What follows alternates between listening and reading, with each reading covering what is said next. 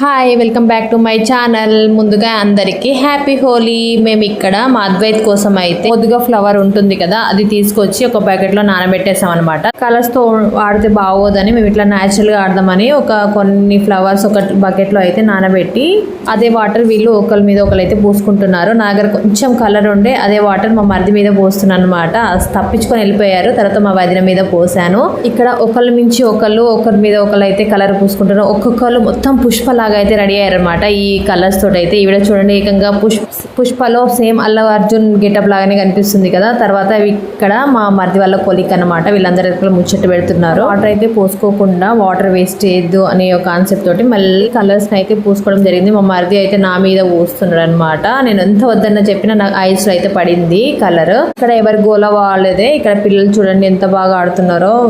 ఎవరిని పట్టించుకోకుండా అయితే ఎండ అయితే బాగా కొడుతుంది, అయినా కూడా ఎండను కూడా పట్టించుకోకుండా వాటర్ అయితే పోసుకుంటున్నారు అనమాట. ఒకరి మీద ఒకళ్ళు అయితే.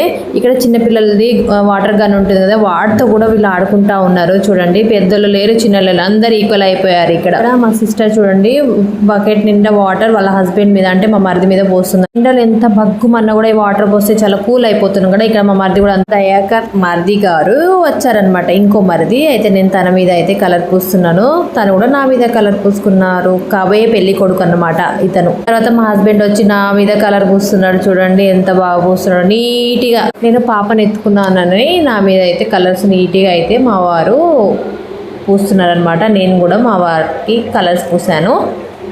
ఇక్కడ కలర్స్ అయినా వాటర్ అయినా ఎవరి మీద పోస్తున్నారో కూడా అర్థం అవ్వకుండా ఉన్నారనమాట. బిజీగా హ్యాపీగా ఆడుకుంటా ఉన్నారు ఒక్కొక్కరు. ఇక్కడ అందరి కాన్సెప్ట్ ఏంటంటే ఇయర్లీ వన్స్ వస్తుంది కదా హోలీ, రోజైతే ఆడుకోవట్లేదు కదా, ఆడుకున్నంత సేపు ఆడుకుందాం, తర్వాత వెళ్ళిపోవాల్సిందే కదా అని టైం ని చూడకుండా ఎండని చూడకుండా చాలా హ్యాపీగా ఇక్కడ స్పెండ్ అయితే చేస్తున్నారు అనమాట.